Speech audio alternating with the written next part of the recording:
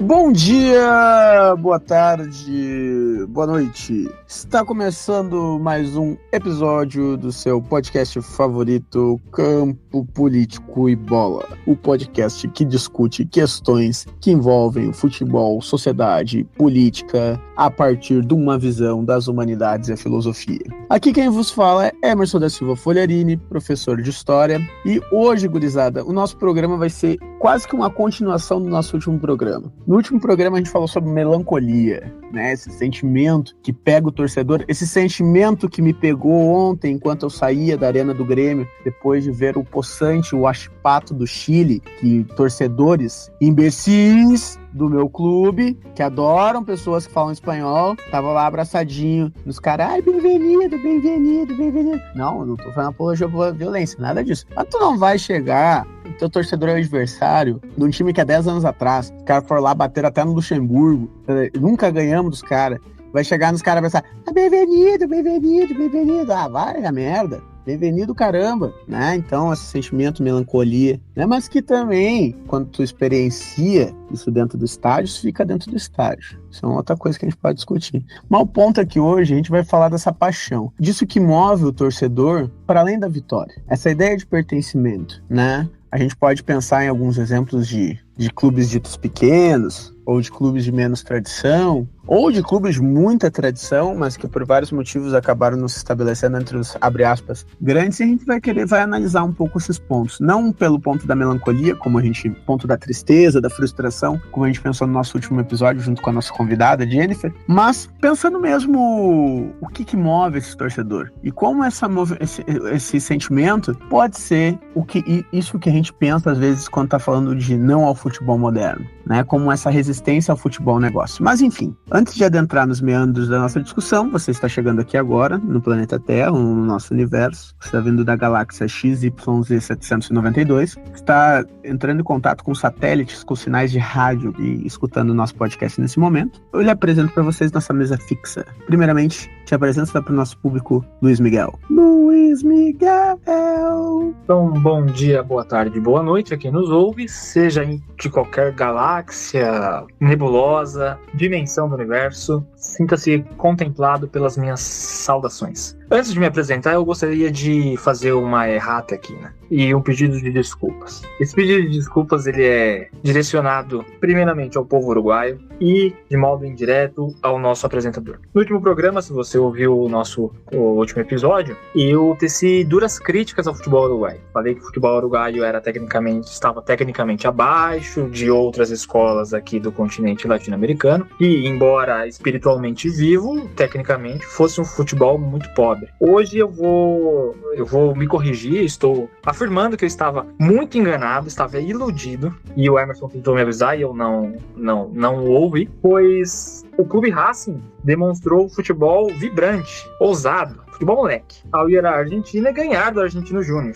Isso mostra a força do futebol uruguaio, que está mais vivo do que nunca, mais vivo até do que no futebol do Nacional e do Peñarol. Veja vocês. Então, aqui a ressalva é feita em relação ao futebol uruguaio, mas também ao futebol latino-americano de modo geral. Ou seja, vocês não ouvirão este que vos fala tecendo críticas deste calão que possuem fundamento sobre o futebol de outros lugares da América do Sul. Eu estou aberto a me surpreender, veja você, pelo futebol dos nossos irmãos. Isto posto, e as desculpas direcionadas à comunidade uruguaia que eventualmente nos escuta. Para quem não me conhece, sou Luiz. Eu sou graduando de curso de licenciatura em Filosofia, corintiano e antifa, ganhar ou perder, mas sempre com democracia direta. Quando tu acorda no domingo de manhã às 9h30 para ver Albion e Sudamérica pela segunda divisão do Campeonato Uruguaio, é que tu tem propriedade de falar sobre a atual situação do campeonato, que há muito é comparado com o gauchão. Talvez seja normalmente de uma forma pejorativa, o que também mostra o pensamento pequeno de quem, inclusive, depois, eu sei que não tem nada, inclusive tem a ver com o nosso tempo. Tem um texto que saiu hoje na Zero Hora do Diogo Rossi, jornalista aqui de Porto Alegre, eu vou ler ele depois, Talvez eu vou ler nas sugestões culturais lá no final do programa, porque, olha, um suspiro de defesas estaduais no meio de toda a crítica hipócrita que se faz. Mas enfim, continuando as apresentações, vamos falar aqui com o nosso querido pseudociclista, nosso geógrafo, por mais que diga, eu sou estudante de geografia, nosso geógrafo aqui do nosso programa, Michel Brito. Michel Brito!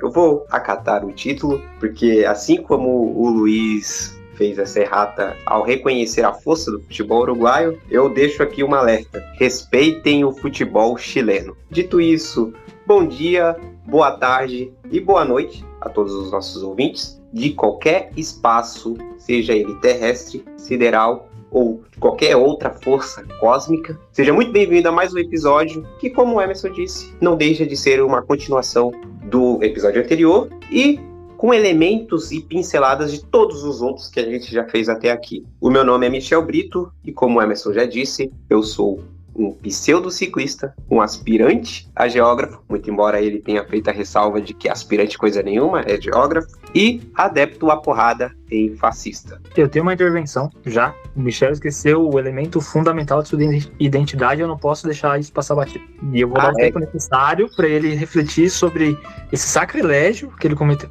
Pois é, desde o episódio passado, né, também ficou em débito. Acho que é emoção, né, a gente conseguiu bater uma meta aí de ultrapassar os 10 episódios, né, a marca expressiva aí de ter ultrapassado o 10º episódio, aí acho que eu fiquei emocionado e acabei esquecendo. Vamos lá. Eu sou corintiano, porra!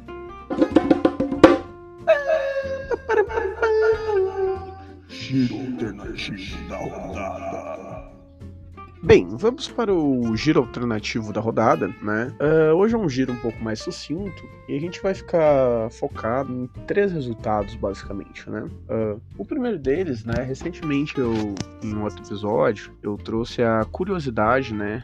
Da Copa de Seleções, né, do futebol do interior do Uruguai, né, Copa Nacional, né, de Seleções de la Organização de Futebol do Interior, né. O Uruguai, além da Associação Uruguai de Futebol, tem uma outra associação que rege boa parte dos clubes do interior e, para além de um campeonato com clubes do interior, ele costuma realizar campeonatos com seleções. Na edição desse ano, inclusive, Louco Abreu, né, acabou participando, fez gol até, e a gente teve o segundo jogo da final no último dia 14 de abril, em que a seleção de Soriano capital, né, goleou a seleção de Paysandu, né, Paysandu, pra quem não sabe, é uma região do Uruguai, Soriano também, né, o primeiro jogo tinha sido 2-1 para Paysandu e na volta, né, a equipe de Soriano fez 3-0, né, se sagrando campeã da Copa Nacional de Seleções do Uruguai. Um outro resultado que para nós também é muito interessante vem do lado do campeonato inglês, e esse é um daqueles resultados, né, que chamam a atenção, que foi a ascensão do Wrexham, não sei sincero como pronuncia o nome do clube, mas o clube que ficou conhecido como o Clube do Deadpool, né, clube que foi comparado aí por atores, né, de Hollywood, e que recentemente subiu novamente de divisão, né, goleou aí no sábado o Forest Green Rovers, que também, por curiosidade, é conhecido como o primeiro time vegano do mundo, que inclusive foi rebaixado,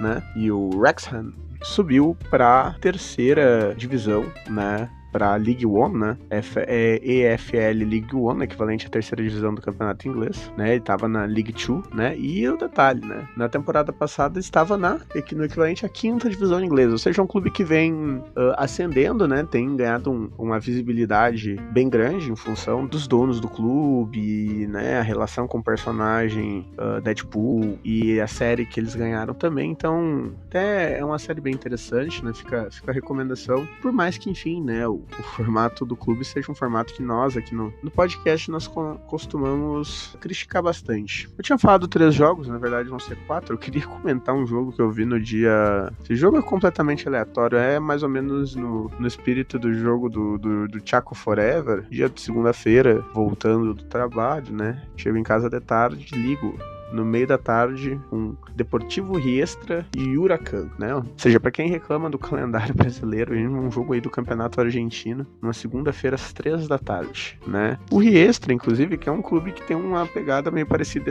com o Wrexham, porque é um clube também que estava nas últimas divisões e conseguiu aí, no decorrer dos últimos anos, conseguiu chegar na primeira divisão argentina. Claro, um pouco mais espaçado, não tão meteórico, né, como o clube inglês, mas que já está na primeira divisão. E o mais interessante é que tinha uma quantidade bem significativa lá no estádio do Riestra, né, então mostrando que mesmo na segunda-feira de tarde, os torcedores do clube estavam lá. O resultado foi um fatídico, monótono, 0-0, difícil de aguentar, mas foi uma partida curiosa. E para terminar, queria destacar o título paraibano do Souza, né, que ganhou nos pênaltis do Botafogo, de 4-3, né, o Souza que ficou famoso por eliminar o Cruzeiro recentemente, pelo presidente que deu suas declarações bem-humoradas, né, e também pelo técnico, né, que no final, após o título, né, do Souza, teceu, né, duras críticas ao genocida e criminoso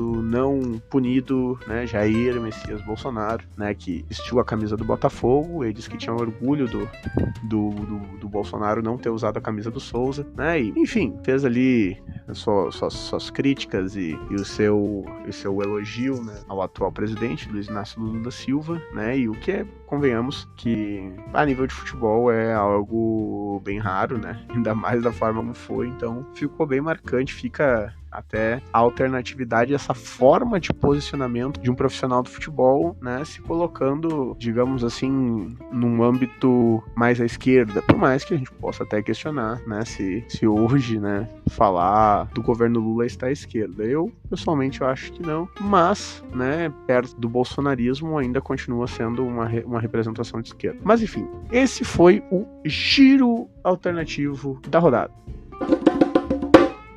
Assim começamos mais um dos nossos episódios, né? Pra talvez você seja colorado, talvez você seja colorada, talvez você seja palmeirense, São Paulino, São Paulina, santista. Então você pode achar que o nosso podcast ele é chapa branca, mas não é. Não é, porque a gente pega no pau mesmo, a gente tem divergências capitais. E por mais que a gente tenha ligação e, obviamente, torça por clubes ditos de tradição, clubes ditos grandes, clubes com títulos nacionais, internacionais, intercontinentais, nível mundial, a gente tem algo em comum que nos apetece muito, e eu falo também pelos guris que eu sei disso, que é esse gosto, essa ligação por que às vezes se chamam de futebol alternativo, ou pelos clubes que não são necessariamente aqueles clubes que vão disputar um campeonato brasileiro, que dificilmente vão jogar algum torneio internacional, algo do gênero assim. Bem, quando a gente para pensar, né, qual que é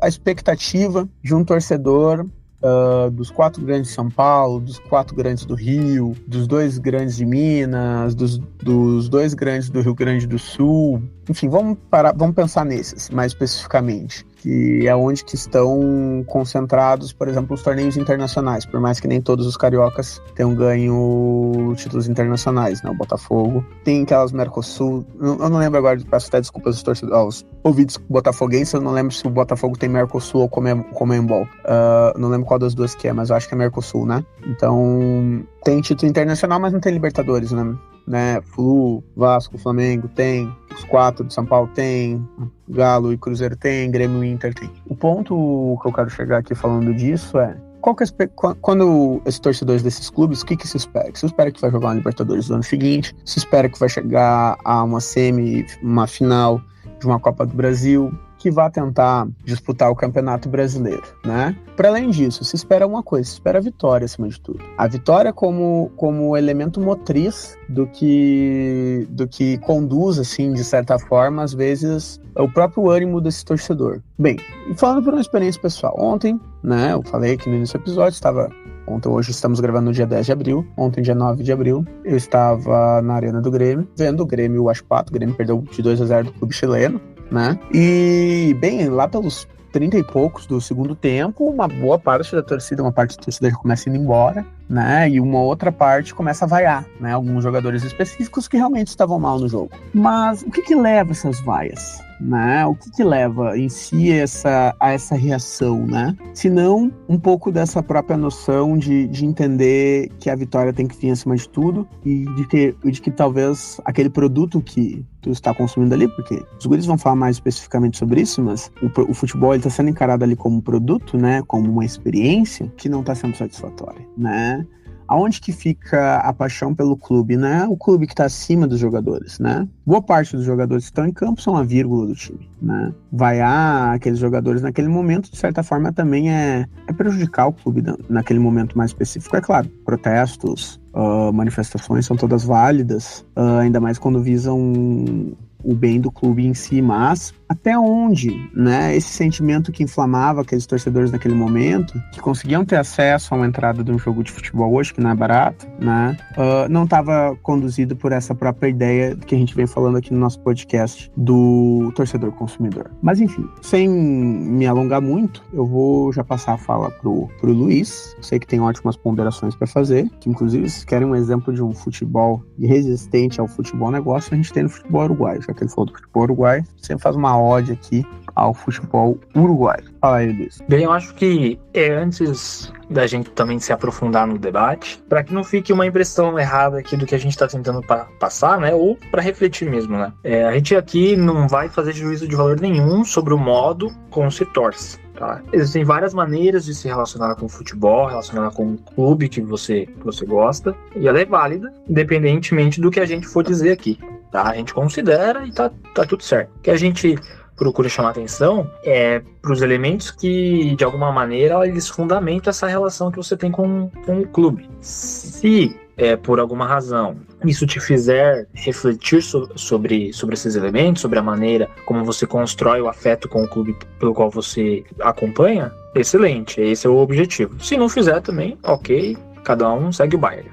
Então, seguindo o que o Emerson trouxe, eu acho que essa coisa do futebol negócio é bem interessante, né? Ele falou da questão da experiência, e a gente falava em off aqui antes de iniciar a gravação, como essa noção de comprar uma experiência, né, ela é danosa. Porque o cara, quando compra um ingresso, hoje em dia, geralmente, né, ele pressupõe comprar a vitória junto. Ou, no mínimo, um empate, né? A derrota parece que saiu do horizonte de expectativa do torcedor que vai ao estádio ou que senta para assistir o seu time. Por mais meia boca que o time possa estar, né? O que por um lado é bom, né? Porque também alimenta de certa forma esse sentimento e essa noção de esperança do time conseguir uma vitória, enfim, ganhar um campeonato. Mas ela é nociva porque ela está mobilizando o nosso afeto apenas para um fator que envolve essa relação, que é a vitória. E a gente, como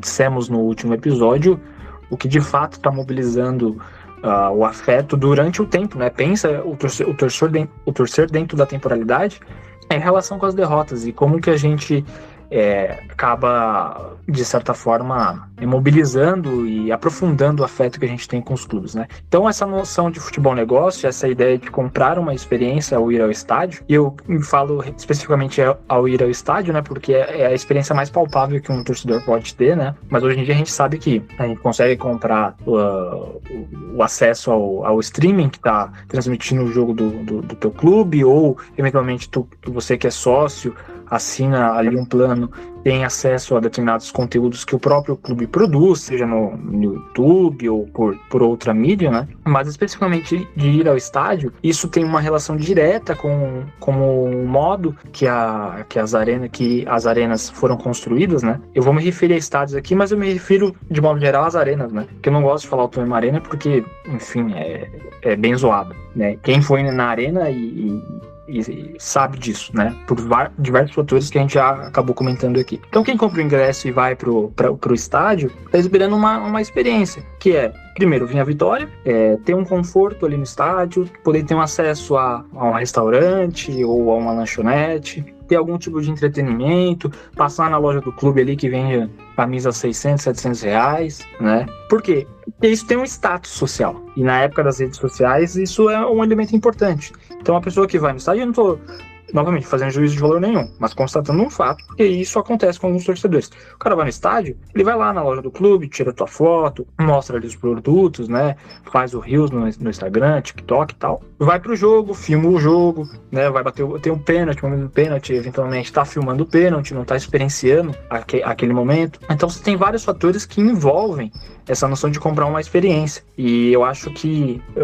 tanto o Michel quanto o Emerson, e talvez você que esteja ouvindo, concorde com isso. Claro que aqui eu também não estou fazendo uma romantização de problemas que alguns estádios apresentam, ou apresentavam no passado, né? Ou seja, a falta de acessibilidade, por exemplo. Obviamente a gente não vai romantizar isso, vai cobrar para que exista acessibilidade, que essas pessoas frequentem o estádio com a estrutura necessária. Mas, de modo geral, é pensar contra um tipo de ideia de futebol como entretenimento, como essa noção de negócio. Porque, de fato, o futebol ele é entretenimento, de certo ponto de vista. Eu acho que esse ponto de vista nem é de todo falho, mas quando a gente começa a associar ele a uma experiência que só pode ser obtida mediante um pagamento, aí fica complicado, né? Eu vou, só essa primeira ponderação, eu vou passar para o Michel, passar a pelota para ele, que tem alegria nas pernas, como o Bernard, e vamos ver o que ele tem para nos trazer. Vai lá, Michel. Passando a bola pro Michel, mas olha só uma observação, não só nos pênaltis, qualquer escanteio, qualquer situação que a pessoa se dê conta que pode virar uma situação de gol, o maluco já puxa o celular. Ou seja, enfim, eu não vou tomar a vez do Michel, mas tu não tá esperando ali aquela coisa do gol, tu vai abraçar ali as pessoas, tu vai vibrar. Tu quer deixar o bagulho registradinho ali ou meter ele no teu Instagram. Enfim, falo disso depois. Michel, bola contigo. Então, eu acho que esse é um ponto interessante, porque a gente trabalha com uma dimensão que está relacionada com toda essa questão do neoliberalismo e dessa hiperindividualização, né? No qual essa experiência ela deixa de ser uma experiência coletiva, deixa de ser um momento de contemplação em comunhão, em comunidade, e passa a ser tão somente uma satisfação individual, do qual o interesse não é nem o que está acontecendo propriamente dito ali, naquele espaço, naquele local, mas a reverberação disso em outras redes, em outras instâncias, como, por exemplo, as redes sociais. Enfim, né, a gente vê em muitos exemplos disso, pessoas que não necessariamente são produtoras de conteúdo para redes sociais, fazendo esse vamos dizer assim, né, desse hiperindividualismo que faz com que quebre as correntes ou desconecte as pessoas desse processo que deveria, ou pelo menos até um tempo, ele era um momento de comunhão, né? Era um momento de uma vivência coletiva. E eu acho que esse é o ponto, né? Essa vivência coletiva. Quando a gente fala do torcer, quando a gente fala dos modos de torcer, a gente está relacionado com essa experiência que ela obrigatoriamente deve ser coletiva, no meu ponto de vista, né? Porque a gente está pensando um momento de construção de identidade, por exemplo, uma construção de identidade não se dá no plano individual. Por mais, vamos dizer assim, para ser melhor compreendido, a construção de identidade ela se dá no plano individual, mas ela não faz sentido se ela não estiver concatenada com uma comunidade. Acho que esse seria o ponto que eu queria chegar para não me fazer mal entendido. Então, quando a gente desassocia esse processo coletivo das nossas experiências, vira um imenso saco vazio, vira um imenso invólucro de nada, algo que já foi dito. Algo que já foi dito e mencionado em outros episódios, né? Então, assim, acho que esse seria um elemento. E um outro é uma cultura de arquibancada que forme torcedores, ou melhor, que resgate o espírito do torcer, resgate esse aspecto do ser torcedor, do você ir ao estádio, não esperando uma vitória, mas para apreciar o seu clube, para apreciar o seu time, para que a experiência seja ver o seu time, não fazer postagem nas redes sociais, se exibir para toda uma turma que não consegue ou não tem o mesmo acesso, porque a gente está falando de um processo de elitização de estádios, de sedimentação, por assim dizer, das camadas populares, de acessar aos estádios de futebol. Então, esse outro elemento seria esse resgate ao torcer, que não está conectado necessariamente com uma vitória. Acho que o Luiz tocou num ponto que é bem interessante. O futebol, ele tem 3 resultados. E muitas vezes na perspectiva, sobretudo nessa do futebol negócio, quando você adquire o ingresso, aparentemente parece que vem estabelecido que só há um resultado, que é a vitória. Os outros 2 é motivo de insatisfação, vaias e um comportamento que muitas das vezes pode-se dizer que é um comportamento de pessoas mimadas, né? De pessoas que não conseguem lidar com resultados fora daquele previsto. Às vezes porque é vendida essa ideia da vitória, né? Quando você compra o ingresso, você também compra a ideia da vitória, só que em nenhum momento a ideia da vitória ela é algo certo, ela é algo extremamente palpável, ela é volátil, ela tá ali, ela depende de algumas circunstâncias. E essas circunstâncias é o que faz o esporte, é o que faz o futebol ser extremamente interessante. Então, acho que são esses dois elementos aí, que é essa questão da hiperindividualização e essa desconectividade com a comunidade. E o outro é esse de torcer com um compromisso com a vitória e não com o seu clube, não com o seu time. Passando a bola aí. E o Emerson, né, que no episódio passado ficou de apitar, vamos dizer assim, a peleja ao estilo Monty Python. Aí eu lembrei, né? O Emerson também já foi árbitro numa Copa Antifascista organizada em Erechim. Então, a partir de agora, pelo menos quando ele estiver apitando, não será mais Emerson da Silva Fullerini, já que ele citou o Monty Python. Então, eu vou me referir a você, enquanto árbitro, como Confúcio. É bom lembrar que nesse torneio aí, pra quem não sabe, isso é um ponto que talvez seja importante a gente esclarecer pra nossa audiência, que talvez alguns já tenham se dado conta, outros não.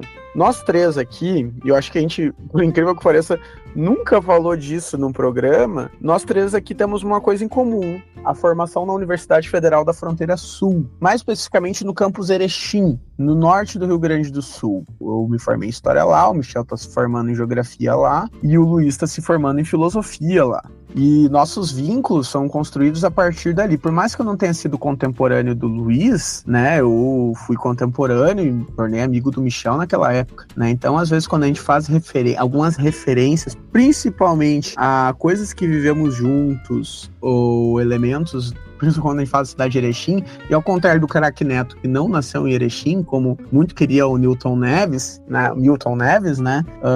Não, nós temos uma forte relação com Erechim. E ano passado teve uma edição de um campeonato chamado Copa Antifa, né? Como o próprio nome diz, era um campeonato de futebol voltado à propaganda antifascista e tudo mais. E eu fui árbitro e goleiro, né, nesse torneio, que é uma boa velha moda antiga, em que o árbitro também era jogador de futebol. Diga-se de passagem, quando eu fui goleiro, não tomei nenhum gol, dei minha vida lá.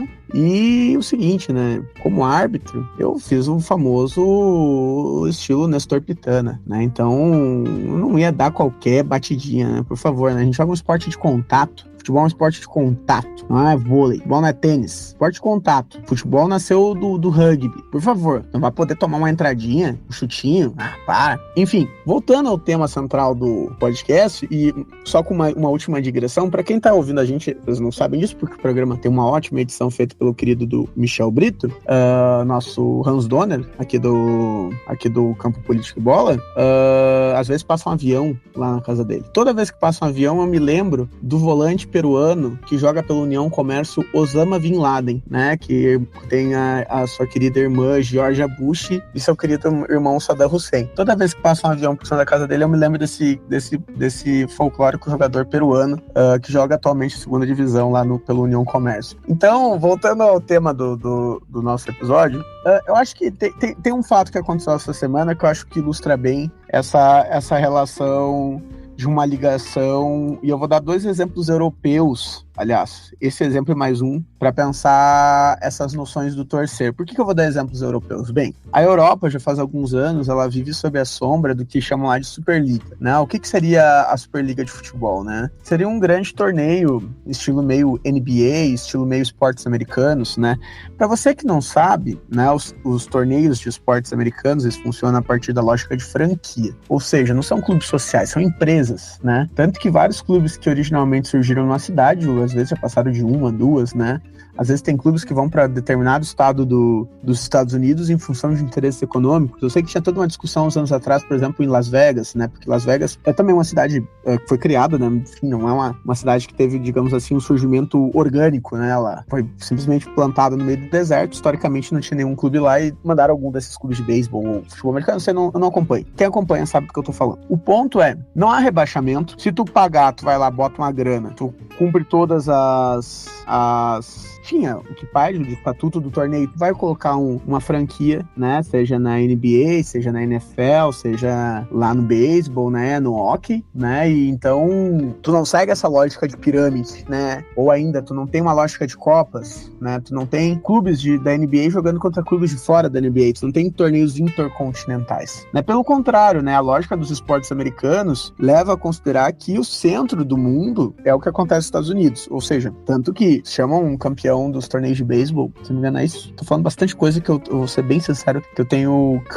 são coisas que eu sei bem superficialmente, se alguém que gosta de esportes está nos ouvindo, quiser corrigir, pode corrigir depois, não tem nenhum problema. Mas eu sei que até um tempo atrás chamavam de World Series, ou seja, de séries mundiais, sendo que não é uma World Series, não tem outras pessoas do resto do mundo, né? São apenas clubes estadunidenses. E a lógica de Superliga na Europa vai num sentido parecido, só que pensando na lógica do futebol europeu. Ou seja, é colocar para jogar num torneiozinho fechado, Real Madrid, Barcelona, Paris Saint-Germain, Manchester City, Bayern de Munique, Inter de Milão, Milan e mais uns outros times ali. Ponto. Sem rebaixamento, a partir do quê? Da lógica do dinheiro, né? Então, o que constrói a ideia desses clubes hoje? Não tô dizendo que quem torce para esses times hoje não tem essa ideia do torcer, mas tu cria um vínculo de um torcedor que acompanha esses clubes, inclusive fora, né, da territorialidade original dele, em função de ser um clube vencedor, né? No off, Michel falava de uma conversa que teve num grupo de WhatsApp, né, pessoal falando sobre o jogo da Champions League, Real Madrid e Manchester City, né, e falando que não queria ver, enfim,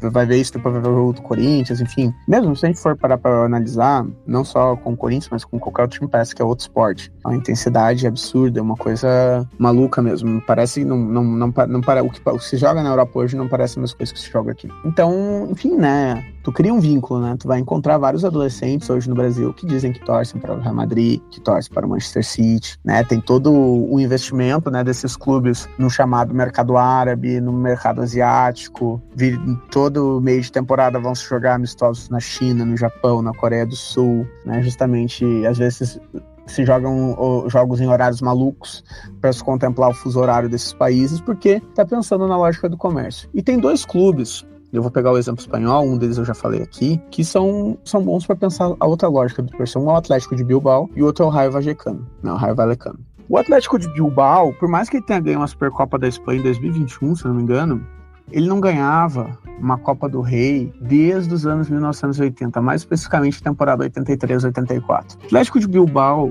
para quem não sabe, é um clube que representa mais do que qualquer outro, né, a ideia do nacionalismo basco. O que é o nacionalismo basco? Para quem não sabe, a Espanha como país, ela é constituída de várias comunidades autônomas. Ou seja, quando teve a formação da Espanha enquanto Estado moderno, lá no século XV, XIV, tem todo o processo de expulsão dos árabes da Península Ibérica, a formação de Portugal enquanto Estado moderno também, a Espanha ela se divide em várias regiões, né? Regiões que acabam estabelecendo determinadas relações étnico-culturais, etc. A região que vai estabelecer o domínio e construir uma ideia de unidade nacional na Espanha é a região de León e Castela. Tanto que é daí que vem, por exemplo, quando se fala, a pessoa está falando em castelhano, é o espanhol, é a linguagem que vem da região de Castela. Mas, para além de Castela, existiam outras regiões, como a região da Catalunha, a região da Andaluzia, e a região do País Basco, né, de Euskadi, que em fronteiras passa pelas fronteiras espanholas, né? Pega inclusive uma parte do que é a França, né? Lá se fala outra língua, uma língua que não é de origem latina, né? Se tem todos elementos culturais muito bem cultuados, né? A gente tem inclusive tinha, nunca sei como é que tá a situação disso, um movimento separatista muito famoso do século XX, né? Que é o ETA, né? Que esteve em conflito contra o franquismo durante boa parte da sua vida e depois do fim do franquismo continua ainda em atividade armada até os anos 90, até dei o exemplo em um outro programa aqui, falei que eles foram responsáveis por lançar o primeiro astronauta espanhol, né, foi num off até que eu falei, num atentado à bomba, etc, caso bem famoso, e o Atlético de Bilbao é conhecido por só aceitar jogadores bascos, apenas bascos, nascidos lá ou que tenham alguma relação com a região do País Basco. Bem, se pensar isso na lógica do futebol comércio, isso é uma loucura. Como é que tu vai sobreviver hoje num ecossistema em que boa parte dos jogadores dos clubes vão se alimentar e vão trazer jogadores dos mais diversos lugares, como por exemplo o continente africano e da América do Sul? Então não parece ser uma coisa quase que autofágica, quase que suicida, né? E mesmo assim o clube acabou sendo campeão e a torcida do Atlético de Bilbao, mais do que nunca, ela encampa essa ideia do nacionalismo basco. É claro, a gente poderia entrar numa discussão sobre questões, problemas, a própria ideia do nacionalismo, mas pensando como um elemento de resistência, a própria ideia do futebol negócio é algo extremamente genuíno. Tu tem um clube como o Atlético de Bilbao, um clube que representa toda uma comunidade étnica, uma comunidade autônoma do território espanhol e território francês, sendo campeã, né, levando ao extremo sua política de relação de identidade e de ligação. Certamente, se, por exemplo, hoje a direção do Atlético de Bilbao anunciasse: vamos trazer um atacante alemão, olha, eu tenho certeza que os arredores do estádio lá do Atlético de Bilbao iam ameaçar em chamas, pichações, ameaças e tudo quanto a coisa do gênero, em função dessa ligação que se tem. Uma ligação que está fora dessa relação do comércio. A outra, eu já estou me estendendo bastante, mas só para fechar, depois eu posso retomar um pouco mais. Raio Vallecano, clube do bairro de Vallecas, em Madrid. O atual presidente do Raio Vallecano tem tentado tirar o clube de Vallecas. É sabido, quem acompanha o futebol da surda, da sinistra, à esquerda, sabe que a torcida do Raio Vallecano é conhecida por sua ligação com movimentos sociais de esquerda, né, e que tem um trabalho muito forte, comunitário no bairro, uma relação intrínseca com o bairro de Vallecas, né? E esse presidente justifica o quê? Que o clube precisa crescer, que o bairro não comporta mais o clube, que a lógica atual do futebol faz com que o tenha que sair da lógica do bairro, só que a torcida não quer sair, né? Várias manifestações estão sendo feitas há mais de 2 meses. E, bem, se espera que o Raio Vallecano vai ser campeão espanhol, não se espera, mas se espera algo muito maior, que o clube continue no bairro, que o clube continue no lugar em que faz sentido estar, dentro da sua territorialidade. A gente pode pensar também na situação dos torcedores do São Lourenço, que até hoje querem voltar para o seu bairro original, já que o clube quase falha nos anos 80, eles vendem o antigo estádio chamado Gasômetro para o Carrefour, onde se constrói mercado, e vão para outro bairro, acho que é Boedo. E, enfim, mas vou passar por isso, já tô falando bastante. Esses são 2 exemplos pra gente pensar formas de resistência e como que bem, a vitória e o título não é só isso. Bem, pros bascos tem a coisa do nacionalismo, para Vallecas, o bairro, a territorialidade. Ambos têm a territorialidade, na verdade. Mas enfim, bola pra ti. Não sei que o Confúcio me pegou, cara. Confúcio me pegou. Bacana. Então, só retomando, né, claramente o Emerson seria juiz de Libertadores, né? Seria juiz para Libertadores, jogo de contato, jogo de imposição, né? Vocês já podem ter uma imagem do que foi aquela Copa Antifascista. Eu não estive presente, né, mas imaginem a questão. Então, só para quem tiver interesse mesmo, né, o Emerson tava falando do Atlético de Bilbao e do Raio Vallecano, né, e toda essa questão que envolve a questão o País Basco e o futebol, né? Você tem um livro do Kike Peinado, que é Futebol à Esquerda, e ali ele vai trabalhar, assim, de modo bem geral, várias figuras, vários jogadores, treinadores, torcedores, ícones, assim, que em algum momento da história do futebol se posicionaram à esquerda, enfim, e que cultivam esses valores, e ele dá muitos exemplos do futebol espanhol, e ele dedica uma parte considerável do livro para tratar sobre a questão do País Basco, e a questão do futebol dentro do País Basco. Vale a pena, você consegue encontrar esse livro na internet aí bem tranquilo. Então, o Michel comentou, né, da cultura de arquibancada, e aí tem uma questão, um elemento importante pra gente pensar, né? Quando trata da cultura de arquibancada, o debate pode ser levado para um lado que me parece não ser o mais adequado, né? Que é aquela que a gente já discutiu também, do futebol raiz, né? E de uma certa romantização de práticas de violência, por exemplo, que aconteciam no passado e que hoje não são mais aceitas. Eu acho que fazer a distinção quando se trata também da cultura de arquibancada é interessante, né? Uma coisa que é legal de pensar da cultura de arquibancada é, por exemplo, e aí tratando da sociabilidade dos torcedores, é a ida ao estádio, né? Eu não sei quem consegue frequentar o estádio do clube que acompanha, né? Mas, por exemplo, no meu caso, e no caso da maioria dos corintianos lá em São Paulo, a partir da construção da Arena Corinthians, né? E a inauguração em 2014, você tem acesso a ela de metrô, trem e ônibus, né? E do centro de São Paulo, você parte da Praça da Sé, percorre praticamente toda a linha vermelha do metrô de São Paulo até Itaquera. E esse trajeto em dia de jogo, ele é muito interessante, porque você tem um encontro, e ele é um encontro até que duradouro na ida pro estádio, porque da Sé a Itaquera dá uns 30, 35 minutos de metrô. Ou seja, são 30, 35 minutos de metrô que você tá dentro do vagão, com vários torcedores de diversas classes, gêneros, raça, religião, enfim, todos ali socializando de algum modo. E acho que esse elemento da cultura da arquibancada, que embora não ocorra na arquibancada propriamente, ele não deve ser ignorado. E todo o entorno do estádio, infelizmente hoje Itaquera deixa muito a desejar nesse sentido, e a instituição Corinthians também, é meio largado. Você tem uma burocracia muito grande para colocar comércio ali em volta do estádio, né, para promover um certo encontro entre os torcedores, algo que não ocorria no Pacaembu. Mas isso também tem a ver com a arenização do futebol brasileiro e a gentrificação ao redor dos estádios que ocorreram, né? Esse é um elemento. E é aquilo que o Michel acabou falando, né? Tu vai pro estádio e você quer a vitória, mas esse torcedor que compra a experiência, ou acha que é possível comprar uma experiência, ele vai só com a ideia da vitória. E claro, de um certo ponto de vista, a insatisfação é até justificada, porque veja, às vezes o cara tá pagando 500 pau no ingresso pra ir ver um jogo. Então, de certo modo, da perspectiva dele, é obrigatório que a vitória venha. Se você tá pagando 500 pau no ingresso, a vitória tem que vir, né? Então você tem essa contrapartida do descalabro, que é cobrar um valor dessa monta no ingresso. E isso não precisa nem ser final, né? O Corinthians mesmo, no último jogo contra o Nacional do Paraguai pela Copa Sul-Americana, tava cobrando ingressos, assim, com valores absurdos. Tanto é que o estádio nem encheu, né? O que é incomum num jogo do Corinthians, ainda mais numa competição internacional. Isto posto, tem, e ainda com um certo link a esse assunto, tem a dimensão de que estar na arquibancada e estar nesses ambientes em que o Michel falou, né, dessa vivência de comunidade, ele dá um certo aprofundamento existencial de produção de sentido mesmo, né? Então, por exemplo, veja você, vai no estádio lá, vê teu time tá tomando uma coça, pode ser do maior rival ou não, começa a chover, tá sem capa, não tá numa área que tem cobertura no estádio, se molha todo, tá com fome, tá com frio, mas tá lá pulando, gritando, cantando, entoando o hino do clube, enfim. Esse tipo de experiência você não compra, né? E quais torcedores hoje estão dispostos a vivenciar esse tipo de coisa, né? Eu acho que cada vez menos. E eu acho que é uma experiência, assim, que ela gera marcos na vida do torcedor. Tem uma em específica que eu tive, inclusive com meu pai, no estádio, e não foi nem uma derrota. O Corinthians ganhou o jogo do Bahia de 2-1. Só que o Corinthians estava brigando pra não cair. Se eu não me engano, foi em 2018. Teve o gol de bicicleta do Danilo. E nesse jogo aí, caiu uma tempestade em São Paulo. Tava sem capa, sem guarda-chuva, né? Porque você não pode entrar de guarda-chuva no estádio. Porra, todo fudido. Mas foi uma das experiências mais marcantes, assim, da minha vida, porque justamente pelo fato de estar chovendo, estar desabrigado, vulnerável, mas de certo modo de estar no meio da torcida há uma sensação de segurança, e daí a sensação de pertencimento, né, e de produção de sentido. E aí é isso que eu me refiro quando tem essa noção de aprofundamento existencial, né, através desse tipo de experiência que você não compra. Você, quando paga a cara no ingresso, você não compra, e como eu falei, quantas pessoas racionalmente escolheriam passar por isso, né? É questionável.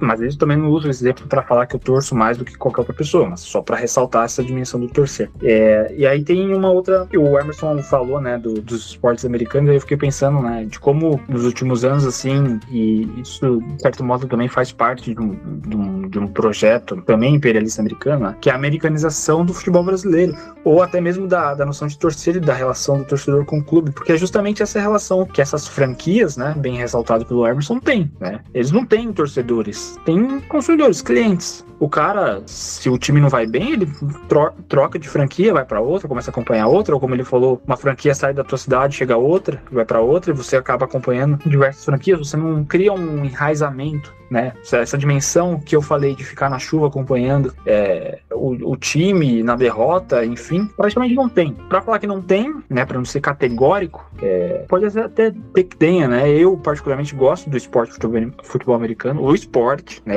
as regras, eu acho interessante, a estratégia do jogo é interessante, né? Mas reconheço que o esporte, esse que é transmitido, é totalmente intragável por diversas razões. Mas sim, você tem torcedores ali, eventualmente, que acompanham, estão ali no frio, não sei o quê. E aí esse é um outro elemento também, né? O elemento do clima, né? Geralmente os estados são climatizados. Então é a experiência que você compra. Você compra uma experiência que você vai, pode estar fazendo um frio do cacete lá, você entra dentro do estádio climatizado, tem toda uma série de serviços sendo oferecidos. É nesse sentido que a gente tá tentando trazer. E por fim, antes de passar a pelota pro Michel, e aí é o significado chegada dos clubes pra cá, né? Falando especificamente da América do Sul, independente da origem dos clubes, né? Mas o clube, o torcer pelo clube, ele é um ato cuja finalidade é ela mesma. Acho que se a gente olhar por esse prisma da coisa, ir pro estádio ou sentar pra acompanhar teu time, né? Reservar um pouco do teu tempo pra acompanhar teu time, ele não precisa necessariamente trazer vitória, né? Ele vai trazer uma série de outras experiências, sensações, enfim, que tem fim nelas mesmas. Talvez se a gente olhar pelo prisma de que esse ato de torcer, né? Essa relação, ela é semelhante à com a da arte, por exemplo, que não tem fim além dela mesma, talvez possa fazer mais sentido, né? E aí eu acho que é um elemento interessante de pensar. Pra sair dessa lógica de consumidor que tá imperando, hein? Eu já passo pro Michel. Vai lá, Michel. Ô, Michel, tu vai ver Eagles e Packers na Arena Corinthians pela NFL? Obviamente que não. Por 2 motivos. Primeiro é que eu não sou um fã de esportes estadunidenses, como futebol americano. E aí não é um juízo de valor com quem é. Tem coisas bem legais, bem interessantes, fora essa lógica, negócio aí de franquias e tudo mais. O esporte em si tem elementos interessantes e eu acho válido para quem gosta. Mas como eu não é algo de meu interesse, algo que me aficiona, então esse é um ponto. O outro, é óbvio, é o elemento financeiro que a gente tá falando. Se para ir no jogo do Corinthians, que é um esporte que eu gosto, já há uma dificuldade, imagina para um evento desse que não vai ser pro povão, né? Vai ser para aquele que está disposto a comprar essa experiência, a fazer parte de algo que será para poucos. Isto posto, a gente volta aqui para a discussão. O Emerson citou o caso ali do Atlético de Bilbao e vale lembrar que também há outros 2 clubes aqui na América que também só fazem a utilização de jogadores nacionais, né? Que, vamos dizer assim, que cultua esse aspecto de identidade nacional dentro do seu plantel.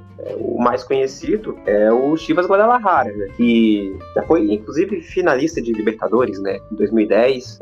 Cabe um parênteses aqui, todo mundo sabe, quer dizer, suponha-se que todo mundo saiba que em 2010 quem venceu a Libertadores foi o Internacional, mas é interessante fazer o apontamento de que o Chivas Guadalajara era o time detentor de melhor campanha da Libertadores, não dessa, né, da Libertadores anterior, só que teve um surto de alguma doença, eu não me recordo qual, ele foi afastado, eliminado previamente, e Foi a gripe suína, sei lá, 2009? Foi algo do tipo, eu acho que foi isso mesmo, H1N1, né, e em 2010 ele já entrou direto nas oitavas, né, teve essa garantia, mas ele tinha feito a melhor campanha em 2009, então, um time que faz a melhor campanha na Libertadores decide os jogos em casa, e a final dessa Libertadores teve o mando invertido pelo fato do Chivas não ser um clube filiado à Conmebol, né? Não ser um clube sul-americano. E aí, com isso, foi feito a troca de manda, porque, segundo o regulamento, a final deveria acontecer na América do Sul. Bom, a gente não precisa dizer o que aconteceu cerca de 8 anos depois. A final entre Boca Juniors e River Plate não aconteceu na América do Sul. Bom, esse seria um parênteses aí. Esse Corinthians, eu não tô nem contestando o título do Internacional, tá? Não é essa a intenção, se os torcedores colorados ficarem chateados. O título do Internacional foi merecido, muito embora o maldito gol qualificado, nesse sentido, tenha sido de grande serventia, né? Mas enfim, o Chivas, né, que também tem essa questão de contratar apenas jogadores mexicanos, é o clube mais popular, né, do México, é uma potência nesse sentido, que expressa esse orgulho nacional, e aí para todos os sentidos, pro bom e pro mal. Aí um outro, que aí esse nem tão conhecido assim, que é o El Nacional do Equador, que já disputou Libertadores, inclusive, recentemente. Esse clube, ele existe ali desde a década de 60, só que o nome dele era Mariscal de Sucre, e muda para El Nacional, depois que ele é de uma fusão, né, ou melhor, de uma refundação. Aí ele muda para ele Nacional e ele só conta com jogadores equatorianos, ou melhor, né, Los Puros Criollos, né, que é como eles dizem, que seria algo relevante, algo equivalente aos nativos puros, que é problemático, né? E é um clube, desculpa te interromper, Michel, se não me engano, é um clube que tem certa ligação com o exército equatoriano também. Então, tem esses elementos que são perniciosos, né? Dentro, quando a gente está falando desse processo de identidade nacional, a gente também tem que levar em consideração esses elementos que podem estar atrelados a essas questões que são perigosas. E aí, só para ficar, né, porque tem um caso interessante de um jogador chamado Rinson Lopes, que ele é colombiano e que ele falsificou documentos, né, para jogar nesse clube. Ele chegou a fazer 30 partidas e o cara era artilheiro nato, hein? E em 30 partidas ele fez um gol, mas aí foi descoberto e foi afastado, né? Tem esse elemento aí que é que eu Não acho. ironize o futebol sul-americano. Não tô ironizando o futebol sul-americano, não. Mas sim a habilidade deste grande jogador chamado Wilson Lopes. Enfim, por que eu tô dizendo? Eu disse isso porque o Emerson falou e aí me veio à cabeça esses elementos, né? Mas tem um outro relacionado a esse processo aí das reformulações tectônicas, por assim dizer, dos estádios de futebol, constituindo-se em arenas sob a lógica de um futebol negócio que vai lhe oferecer um conforto, que vai lhe oferecer uma experiência agradável e familiar, qual você possa se sentir seguro a levar os seus filhos, família, para acompanhar uma belíssima partida do seu clube de futebol, no qual a vitória está incluída no pacote. Isso vem a serviço, né, de uma lógica que a gente não pode perdê-la do horizonte, que é não só o processo de exclusão, né? Eu tinha dito lá no início de sedimentação popular, na verdade, eu usei o termo equivocado, ali seria de sepultamento, né? Sepultamento do futebol popular. Então, toda essa estrutura de arenas, de estádios modernos e de futebol negócio vistoso, por assim dizer, né? Todo esse pacote, ele vem na esteira de interesses que está relacionado única e exclusivamente com a finalidade de arrecadar e acumular capital. É a acumulação de capital. A gente entrou na era das arrecadações bilionárias, né? E aí eu vou acreditar aqui ao querido Luan Araújo, para quem não sabe quem é um jornalista corintiano do SCCP Scouts, né? Talvez você deva saber, você ouvinte deva conhecê-lo por nome, mas teve um episódio extremamente triste, trágico, né, que aconteceu com ele, que foi nas vésperas da eleição presidencial de 2022, no qual a Carla Zambelli perseguiu com armas em punho um homem negro. Então, esse homem negro era o Luan Araújo, que é esse jornalista que eu tô acreditando agora. Que ele fez um paralelo interessante, né, ali com o Corinthians da década de 30, no qual ele sofre bastante com o processo de profissionalização e, em contraponto, o maior rival, que era o Palmeiras, ou melhor, o Palestra Itália, fez uma sequência, inclusive o último tricampeonato paulista do Palmeiras foi justamente nesse período de crise corintiana, justamente nesse processo de adaptação ao profissionalismo, né? Que é uma mudança de perspectiva, começou a acontecer dentro do futebol. Não à toa foi um momento em que vários clubes deixaram de existir, né?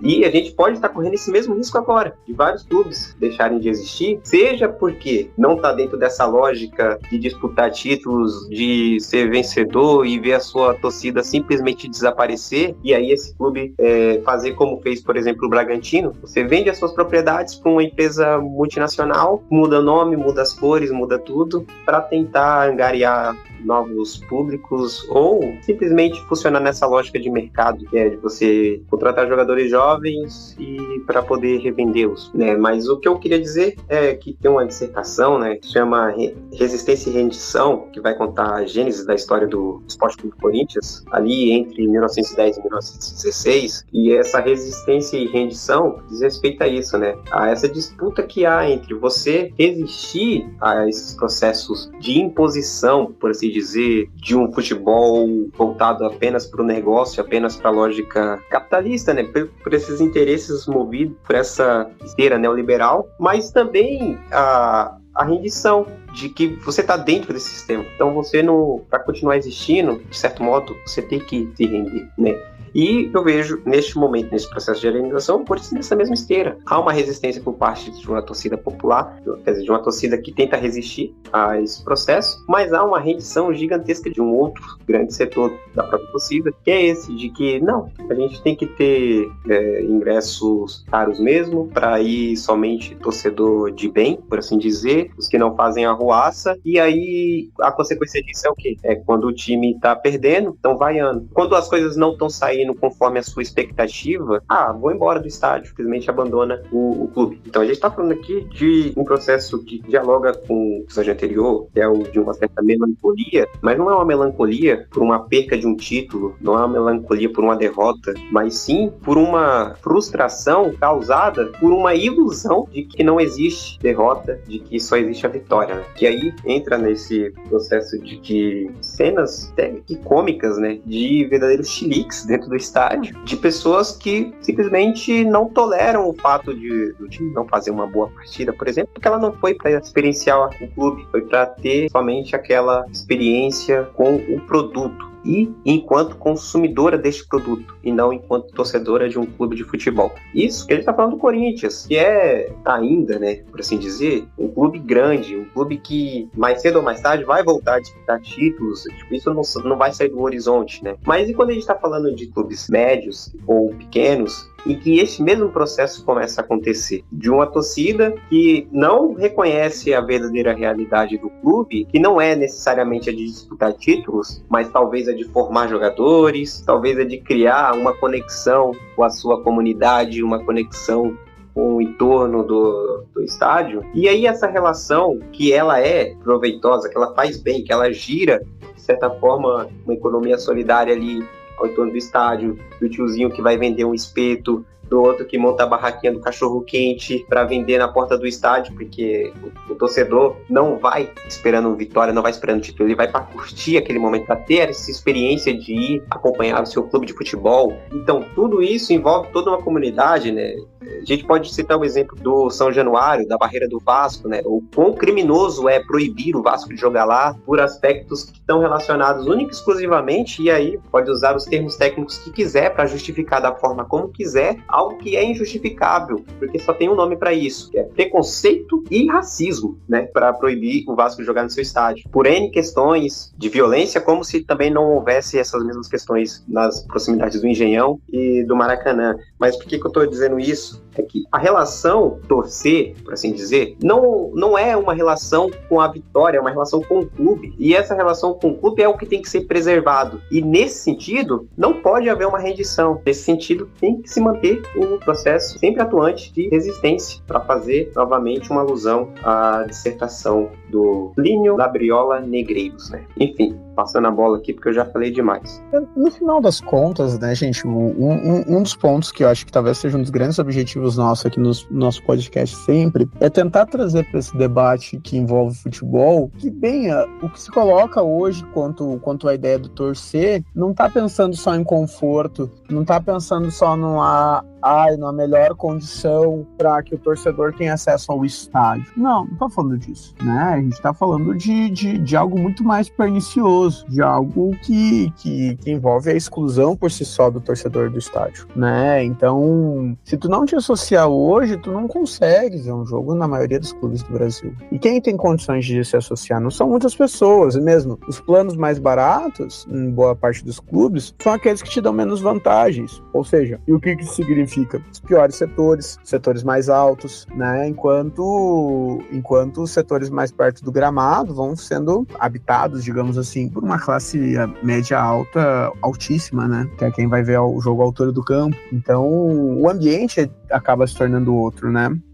Para quem viveu aqui em Porto Alegre, o ambiente de um estádio olímpico, né, tu comparar com a parte do anel inferior da Arena do Grêmio, tirando ali a parte onde ficam as organizadas e as barras, é ridículo, é de onde que saem as vaias? E de novo, o torcedor vai se manifestar, beleza, mas essa manifestação, ela tá ligada a esse sentimento de frustração que tem a ver com o financeiro. O cara não quer pagar 400 paus, que nem os guris já falaram, por mês e ver o time tomar 2 do Washpá, por exemplo. E aí agora, né, e não sei se o que os guris acham, talvez até depois se a gente já começar a pensar nos nossos encaminhamentos. Ontem, quando o Grêmio perdeu, óbvio que fiquei puto, óbvio que fiquei de cara. Mas eu tava mais puto, lá pelos 30 e poucos, quando tava vendo os jogadores sendo vaiados. Tava feliz com a atuação do Marquezinho? Não tava. Tava feliz com a atuação do Queiroz? Não tava. Mas eu não ia vaiar o meu clube. Mas são os jogadores que estão diminuindo o clube. Não. A partir do momento que os caras estão em campo com a camisa do Grêmio, estão representando o Grêmio. Se eles estão representando o Grêmio, eu vou defender o Grêmio. Então, a partir do momento que tu tá vaiando o cara que tá em campo, tu tá colocando, piorando a situação. Se o cara já tá na merda, já tá sem confiança, já é ruim, vai ficar pior. Né? É psicológico, tem ali milhares de pessoas buzinando no teu ouvido, te leva ao que? Vai te levar a fazer gol? Não, né? Isso acontece às vezes, e às vezes quando acontece, rola até episódios marcantes, como por exemplo do Breno Lopes ano passado, e a treta dele com a torcida, com as organizadas do Palmeiras. Mas o ponto é, os setores que, digamos assim, seriam os setores do bafo, aquele setor da pressão, aquele setor que cria o clima de estádio, estão hoje habitados por uma classe amorfa de torcedores. Que é esse cara que vai estar muito preocupado com o status, com o vídeo, em tentar pegar uma camisa, e etc, e etc, e etc. O ponto aqui é o seguinte, o torcer, né, esse sentimento de fazer parte dessa comunidade de um clube de futebol, ele é muito maior do que isso, né? Ele é muito maior do que ganhar títulos, né? E eu falo a mesma coisa que eu falei na semana passada no episódio sobre melancolia, da frase que o meu falecido vô Ângelo falava, né? Quanto mais o Grêmio perde, mais gremista eu fico. Isso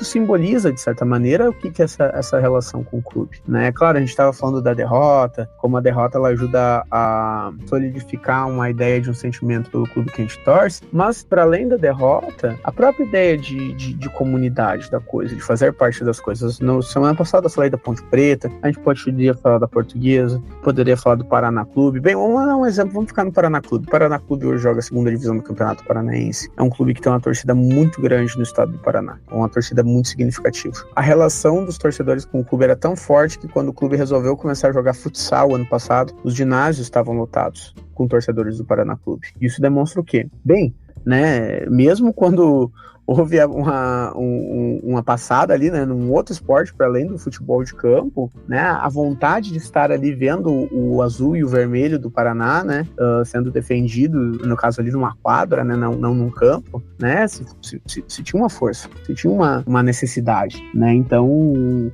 vários outros exemplos que a gente pode citar, né, o United of Manchester, né, que é o clube de torcedores que fundaram um clube alternativo ao Manchester United, quando o Manchester ele entra de cabeça na dinâmica da lei Bosman, né, o exemplo do Wimbledon, né, que depois que o clube foi vendido e virou MK Dons, saiu de Londres, né, inclusive recentemente a gente até colocou num dos giros alternativos, o Wimbledon ganhou do MK Dons, né, o Austria Salzburg, né, que foi refundado pelos torcedores, que originalmente deu origem ao Red Bull Salzburg, né? Então, provavelmente isso acontece com qualquer clube. Tantos clubes italianos que faliram e depois foram refundados, né? Então é a mesma coisa.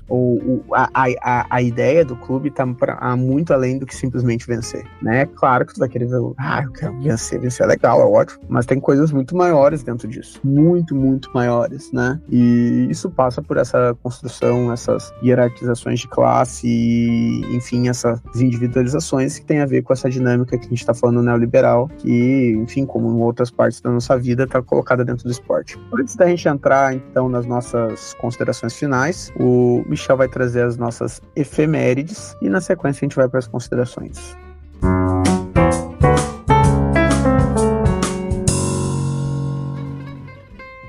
Como no episódio passado não teve efemérides, né, dado a belíssima conversa que a gente teve com a nossa convidada Jennifer, né, então eu deixei algumas para o episódio de hoje, mas especificamente uma, né, que é esta. No dia 8 de abril de 1908, portanto, há 116 anos, nascia em La Paz, na Bolívia, o Clube de Strongest, né, que também conhecido como El Fuerte, que é um dos clubes de futebol boliviano mais tradicionais, né? Ele tem uma marca bem expressiva e interessante, que é de permanecer na primeira divisão nacional por mais de 100 anos, né? Muito embora a gente precisa contextualizar seria essa divisão nacional, visto que demorou bastante tempo para a Bolívia unificar-se e profissionalizar-se, né? Então a gente tinha certas divisões que eram jogadas por regiões, né? Seria como se fosse o que na Argentina seria o campeonato metropolitano e aqui no Brasil seriam os estaduais, né? Realizado numa província, mas enfim, né? De se manter sempre na elite desses campeonatos, seja eles provincianos, seja eles realmente nacional. Então tem essa marca aí expressiva, né? Aí vale lembrar, né, que o The Strongest, ele tem esse nome justamente porque havia vários times ali na onde ele foi criado, né? E a ideia era de de nomeá-lo justamente como o mais forte, porque ele se destacava nos times ali da região, né? Vai lembrar que as cores do The Strongest é o preto e o amarelo, são cores lindíssimas, né? Que lembra muito do Clube Penharol. E entre outras curiosidades a respeito desse time, né? Fora a anedota do jogo passado contra o Grêmio, do torcedor lá tocando guitarra no meio do estádio, né? Algo extremamente cômico, e se você não sabe do que eu estou falando, procure para ver. A gente tem elementos que tá relacionado também, de certa forma, com esse orgulho do The Strongest, que não tá relacionado com conquistas dentro de campo, mas sim com um episódio muito importante para a própria história da Bolívia, né? Que foram entre os anos de 1932 e 1935, que foi a Guerra do Chaco, né? Que era uma disputa ali entre o Paraguai e a Bolívia, que foi um conflito com os interesses, né, da Grã-Bretanha e dos Estados Unidos, ou melhor dizendo, das suas transnacionais de petróleo, né? Que tinha ali perspectivas nos lucros, porque haviam se detectado petróleo na região do Chaco, mais precisamente do Chaco Boreal, que fica ali no sopé dos Andes, né? Que aí aqui cabe meus 2 centavos de geógrafo. Sopé, para quem não sabe o que significa, seria como se fosse a encosta, né, da montanha, seria a parte mais próxima do plano, né? E que as regiões, que a área de fronteira dessa região não era tão clara quanto são em outros lugares, né? Entre a Bolívia e o Paraguai. Então, um episódio marcante aí na história do The Strongest é que ele disponibiliza seu quadro de sócios, torcedores, jogadores, comissão técnica e demais funcionários do clube a ir para a luta, a disputar, né? Então, nunca se foi tão real aquilo que a crônica esportiva determina, né? Que o jogo ele é guerra. Nesse caso, foi literalmente, né? A partida foi uma guerra. Então, tem esse elemento aí de orgulho por parte da torcida do The Strongest que está relacionado também com essa questão do Chaco, né? Então, essa é isso, né? Esse elemento de tensão que existe entre as partidas, de a crônica esportiva descrevê-las como guerra, nesse sentido aí, pelo menos no que diz respeito ao The Strongest, foi literalmente uma guerra. Enquanto a gente está comentando aqui, fazendo a finalização da gravação do nosso episódio, né, a gente está tendo um momento aqui da Copa Sul-Americana, né, a gente está falando de um clube boliviano, né, o nosso querido Internacional está empatando em 0-0 com o Real Tomayapo. Nesse momento são 81, né, agora sem essa mania europeizante também de fazer o relógio 90, né? Mas é que 35 minutos do segundo tempo, né? 0-0, né?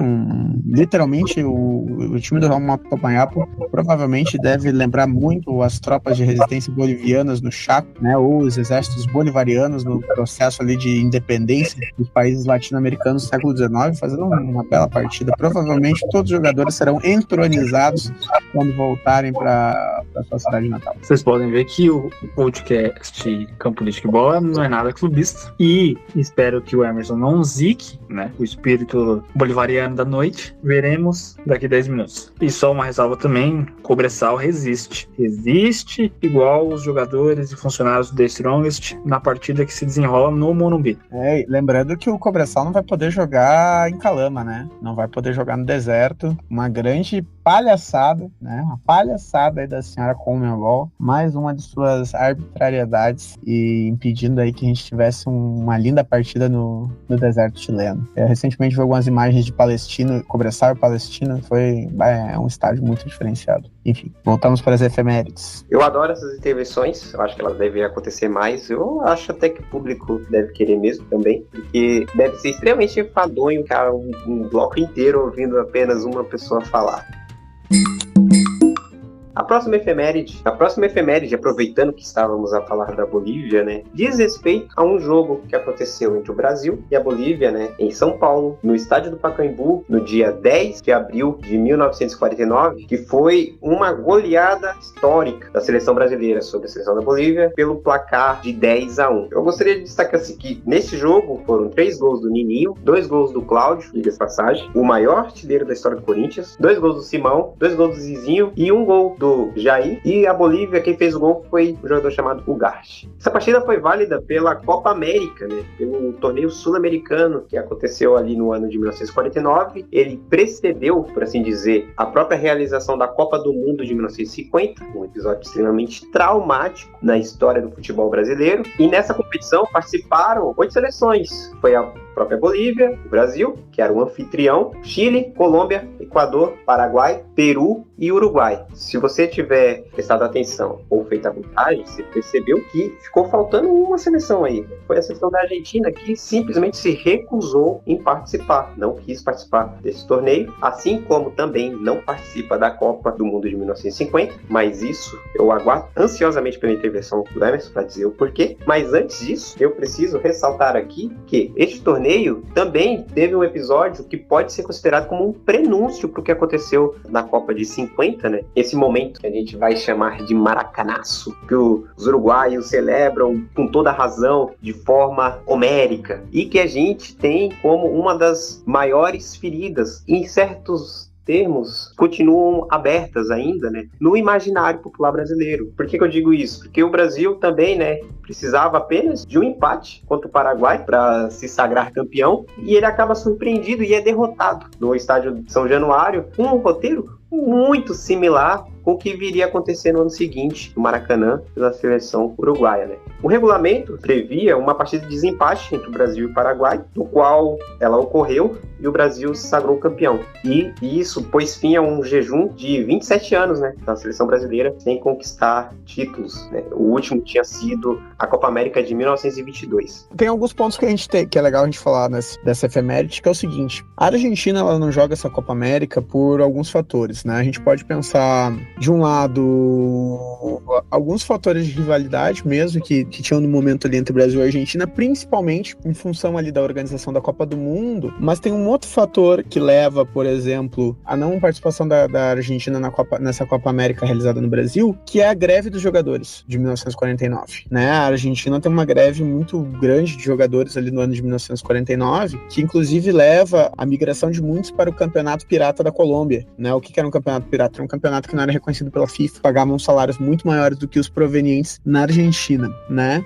E para além de todas as tretas que tinham ali entre Brasil e Argentina, né? Se diz que a AFA, ela retira seus jogadores, abre mão de participar tanto da Copa América como da Copa do Mundo também, com receio de um fiasco, né? Tendo que colocar jogadores que não eram seus principais jogadores. É importante a gente lembrar que os anos 40, antes da geração lá dos anos 70 e anos 80 argentina, é considerada como uma geração de ouro do futebol argentino. É onde são de Stefano, Labruna, Lustó, Pederneira, Moreno, dentre outros jogadores, né? Então, aqui eu já falei basicamente jogadores do River Plate, mas a gente, nesse período, e aí todos os historiadores que falam, e jornalistas que falam sobre esse período do futebol argentino concordam, todo o time argentino, do maior ao menor, tinham craques, jogadores destacados que poderiam estar na seleção argentina. E com a greve de 49, muitos deles acabam saindo, né? Uns até vão para o Uruguai, outros acabam indo para a Colômbia, enfim, né? E isso também marca muito esse torneio. E é interessante a gente fazer essa observação também, porque a melhor Argentina dos anos 40, ela é, digamos assim, tem o ponto das guerras, da Guerra Mundial, né, que impede que ocorra Copas do Mundo, que pudesse ver também essa seleção argentina, mas também esse fator da greve, né, que foi muito importante ali, naquele momento ali do futebol argentino como um todo, né. Só uma anedota aqui, vale um programa, e eu acabei não falando antes na minha fala, sobre os Jogos Bolivarianos, porque é no ensejo dessa competição que surge ali na metade do século, um pouquinho antes da metade do século XX, a seleção colombiana de futebol, profissionalização do futebol na Colômbia, né, e tá num contexto ali de sedimentação de valores nacionalistas em muitos países latino-americanos, então fica aqui já uma sinalização para um programa sobre seleção colombiana, né, mas também os Jogos Bolivarianos que não incluíam apenas o futebol, mas outras práticas esportivas. E isso também, né, vale destacar, como já foi tema de efeméride de episódios passados, muitos desses jogadores que o Emerson citou jogam a Copa Sul-Americana de Campeões de Clubes, né, e eles estavam no River Plate, que empata com o Vasco da Gama, e o Vasco se sagra campeão daquele torneio continental, que é o embrião, né, da Libertadores e da própria Champions League, né. A próxima efeméride diz respeito ao nascimento de um dos que pode ser considerado um dos principais futebolistas do futebol brasileiro, né? No dia 13 de abril de 1954, nascia o Roberto Dinamite, um jogador muito familiarizado com o clube Vasco da Gama, mas que também teve ali partidas vestidas a camisa da seleção brasileira e tudo mais, né? O Roberto Dinamite, conhecido ali pela sua patada atômica, não à toa o seu nome recebe aí esse título de Dinamite, muito embora a patada atômica, se eu não estiver enganado, era uma alcunha utilizada para o Rivelino, né? Acho que vale destacar aqui, né, um jogo do Roberto Dinamite, muito embora o Luiz já tenha com o dedo aqui e totalmente em riste, contrariando este ponto, porque é sabido, antes mesmo de eu falar, qual é o jogo que eu vou destacar, mas não tem jeito, tem que destacar. O Roberto Dinamite, recém-chegado de uma breve passagem pelo Barcelona, né, ele chega no Brasil ali nos anos de 1980, ele tem a carreira dele ali, ele tem esse destaque ali nas décadas de 70, 80 e 90, né, no finalzinho, no início da década de 90, finalzinho da década de 70, mas durante toda a década de 80 principalmente, né, e que nesse jogo, outro Corinthians, no Maracanã, no qual o Vasco vence o Corinthians de virada, né, quantidade do placar, e aí o Vasco vai lá e vira a partida, aí vence uma partida extremamente disputada, equilibradíssima, no qual o placar termina 5-2, né, no qual o Roberto Dinamite simplesmente fez os 5 gols, acabou com a partida, botou o Corinthians no bolso. Isso é um jogo histórico, né, do qual é muito relembrado, e ele mesmo disse, né, que onde quer que ele ia, as pessoas só falavam desse jogo, e tem os vídeos no YouTube para quem quiser ver. Eu não recomendo muito para corintiano, muito embora pela experiência nostálgica, como a gente já discutiu no nosso episódio número 7, às vezes vale esse tipo de experiência, muito embora vale sempre ressaltar de que você pode estar sujeito a se encantar pelo Roberto Dinamite, assim como eu me encantei. Dito isso, acho que vale aqui, né, essa homenagem para ele nessa efeméride, ele que morreu no ano passado, né, de certa forma novo, por assim dizer, ainda, né, e que também, né, outra coisa que vale destacar, que ele foi presidente do Vasco da Gama ali, num período, coincidentemente, um dos piores períodos do Vasco da Gama, né, ele é o presidente no primeiro rebaixamento do clube, e no ano de 2014, que fica ali, entre 2008 e 2014, também é um momento que o Vasco também é rebaixado, né? Então, diretamente ou indiretamente, ele tá ali envolvido em 3 rebaixamentos do Vasco. Não sei, do rebaixamento não sei, mas a idade do Roberto Dinamite, ele até que faleceu, ele era jovem, entre aspas, com 68 anos. Acabou ou foi gol do... Acabou, 0-0. A audiência não pôde presenciar aqui a informação exclusiva do nosso apresentador. Tivemos aqui, para nossa audiência, a gente teve um momento, resultado alternativo ao vivo, né? Hoje, a crônica esportiva gaúcha só falava de uma coisa, de 4, 5, 6-0, isso é bem verdade, vamos fazer jus. Fizeram o mesmo com o Grêmio ontem, falando que o Grêmio ia meter 3, 4 no chupado, o Grêmio tomou um baile. Não, olha, foi feia a coisa, né? E hoje é a mesma coisa. Cabe aí até um episódio pra gente pensar o regionalismo aqui do Rio Grande do Sul e de não conseguir visualizar as coisas como elas são. Que o time do Grêmio e o time do Inter não são o que se pensa que são, longe disso. E aqui, sem nenhum clubismo. Porque eu não tô falando só apenas do Esporte Clube Internacional, que hoje empata em 0-0 com o Real Tomayapo. Jogadores que são entronizados na sua volta ao território bolivariano. Mas é válido sempre a homenagem porque o Roberto Dinamite foi um dos grandes futebolistas brasileiros e merece essa homenagem. A próxima efeméride diz respeito a uma partida de futebol que, numa historiografia são paulocêntrica, e é importante dizer isso, ela é apontada como a primeira partida de futebol no Brasil. Olha só a audácia, que eu não sei se o nosso colega sul-rio-grandense, ou se ele prefere ser chamado de gaúcho, concorda com isso, mas para aspectos de registros históricos, historiográficos, documentais, no dia 14 de abril de 1800 1995, acontecia em São Paulo a primeira partida de futebol no país, em que se tornaria um dos maiores símbolos do que viria a ser o esporte mais popular do país, né? O jogo aconteceu na Várzea do Carmo, que fica na região do Brás, entre dois times de funcionários. Um era da Companhia de Gás de São Paulo, né, chamado de São Paulo Gas Company, e o outro que era da Companhia Ferroviária de São Paulo, que era São Paulo Railway Company. O jogo terminou no placar de 4-2 para São Paulo Railway Company, e este jogo, ele não pode passar batido de um comentário do nosso grande apresentador, Emerson da Silva Filharinho. Estamos falando aqui basicamente do jogo aí, da patronagem aí das ferrovias aí, da elite paulista, né? Estou falando só dos caras da grana, né? Então, às vezes, quando tu olha para esse jogo, pode pensar, não, né? Os ferroviários, né? Jogando contra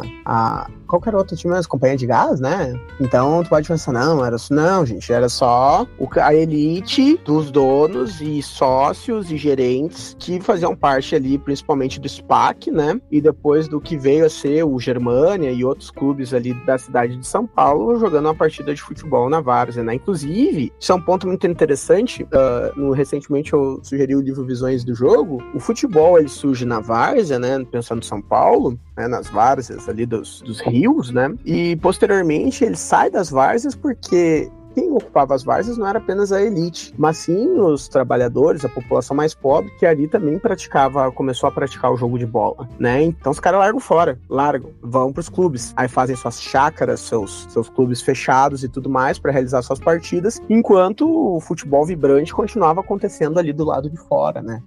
Naquele território varziano, digamos assim, né? Então esse é um outro ponto muito importante. Entre esses times efervescentes que surgem na várzea, ali no Bom Retiro, surge um grande clube chamado de Esporte Clube Corinthians Paulista.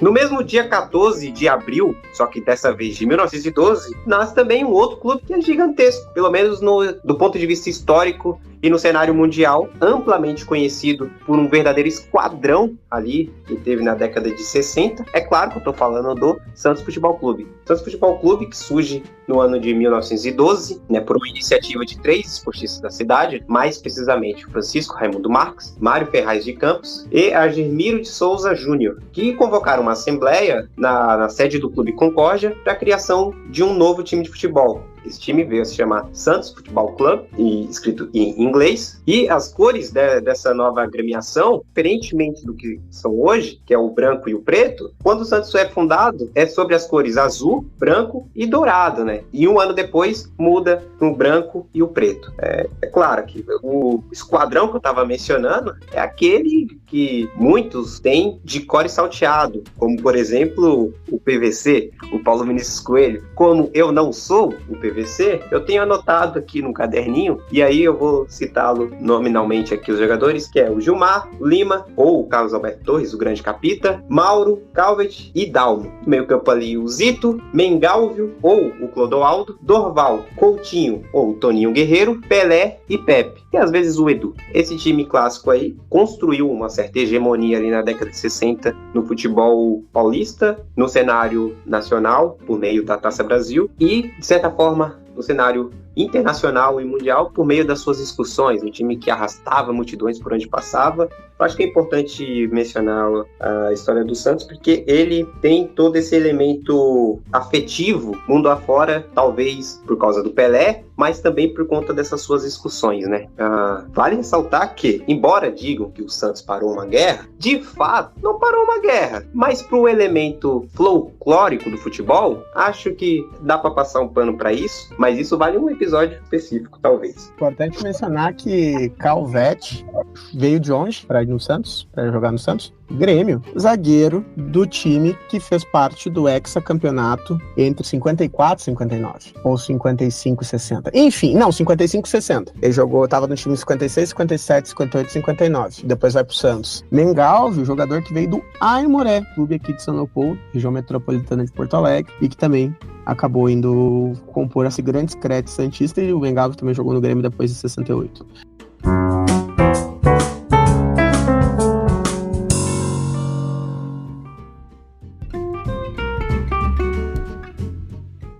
Bem, galera, vocês viram, esse episódio hoje ficou longo, talvez não fique tão longo quanto tenha aparecido. Nosso Hans Donner vai fazer a edição desse lindo programa, né? Um grande profissional, como vocês podem ter percebido, vai inserir muitas tiradinhas engraçadinhas, muitas brincadeirinhas, vai colocar várias coisinhas aí que vocês vão dar risadas, vão sentir muita raiva da gente, e o que vai fazer nosso número de seguidores cair, e o que pouco importa, na verdade, né? A gente tá muito preocupado com isso. Na verdade está, mentira, né? Não deixem de seguir a gente. Pelo contrário, mandem suas críticas. O espaço está aberto para todo mundo que queira aqui fazer um contraponto. Isso aqui, levamos bem a sério a ideia de arena pública. Mas enfim, guris, vocês querem fazer mais algum apontamento? Falar mais alguma coisa? Só agradecer então ao ouvinte que chegou até aqui. E uma breve efeméride, que o Michel não colocou. 13 de abril, fazem 9 anos do falecimento de Eduardo Galeano, mestre da crônica esportiva, da poética, da política latino-americana. A gente se vê no próximo episódio. Valeu! Também gostaria de agradecer aí a quem teve a paciência de nos ouvir até este momento.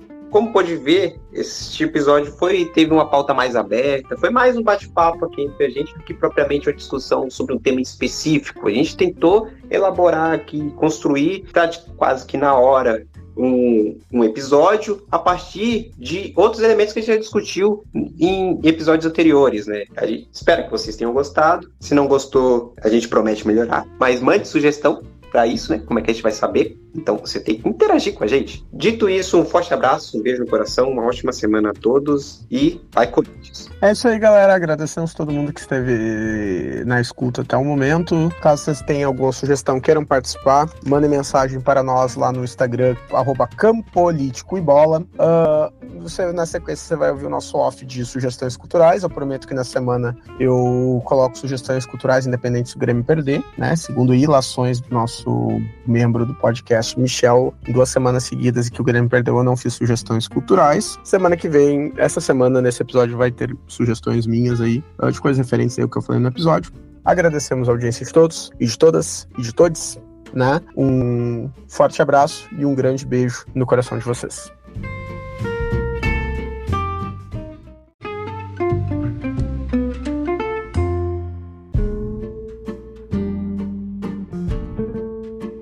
Bem, como sugestão cultural para essa semana, eu vou acabar citando um livro que eu acabei mencionando durante o episódio, que é o livro do Kik Peinado, Futebol à Esquerda, né? Eu comentei ali que ele traz algumas personalidades, alguns jogadores, técnicos, enfim, ou até mesmo dirigentes e clubes posicionados, né, à esquerda do espectro político, e que ele dá uma boa parte do livro, ele trata sobre o futebol espanhol, e ele vai tratar sobre a questão do País Basco e todas as tensões políticas que envolvem, né, o Atlético de Bilbao, por exemplo, né, a Real Sociedad. É um livro bem interessante.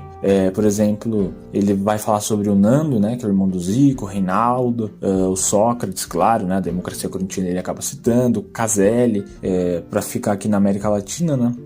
É um livro que vale muito a pena. Ele não é um livro muito longo, né, ele é um livro que tem ali, a cada 3 páginas ele vai mudando, né, de assunto, e então tu consegue ir lendo ele num momento assim de hobby mesmo, né, tomar ele como hobby, tu acaba o livro rapidinho.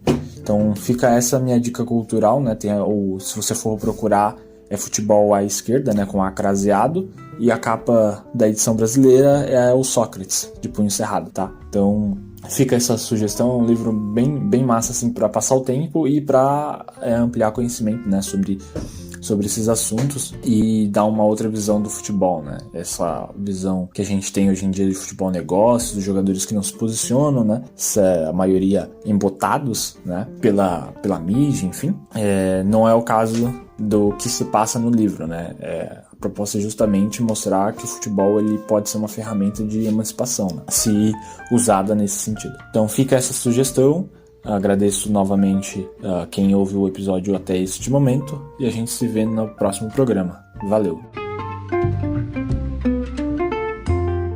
Pois bem, né, para as dicas culturais do episódio de hoje, eu também vou fazer como o Luiz fez e sugerir a leitura de uma dissertação que eu citei no decorrer do episódio, que é o trabalho desenvolvido pelo Plínio Labriola Negreiros, que se chama Resistência e Rendição, a gênese do Esporte Clube Corinthians Paulista e o futebol oficial em São Paulo entre 1910 e 1916, no qual o autor, vai procurar apresentar na sua obra a gênese do Esporte Clube Corinthians Paulista e também a forma como a prática do futebol se organizou de forma oficial na cidade de São Paulo, ali no início do século XX, mostrando como que a prática do esporte, outrora claramente elitista, ela vai ganhando ares e aspectos cada vez mais populares, a partir de um questionamento dessas camadas excluídas, por assim dizer, desse processo, dessa prática esportiva, e que isso vai constituindo ou foi constituindo uma série de abrandamentos desse elitismo, possibilitando o surgimento do fenômeno e da multiplicação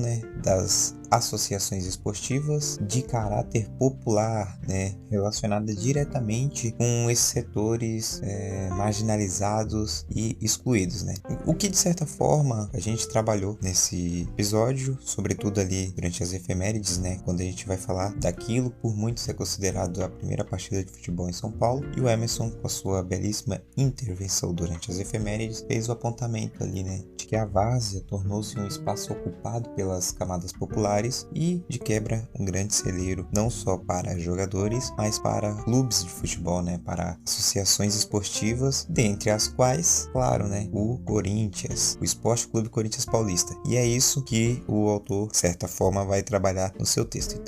Então fica essa sugestão de leitura aí para vocês, a dissertação do Plínio Labriola Negreiros, chamada Resistência e Rendição, a gênese do Esporte Clube Corinthians Paulista e o futebol oficial em São Paulo entre 1910 e 1916. Uma outra sugestão que eu gostaria de deixar aqui para vocês é a de um filme, que se chama Meninos de Quixote. Ele foi lançado em 2014, trata-se de um drama e que tem na direção Luca Amberg e no roteiro o Márcio Américo, que é um humorista, diga-se de passagem.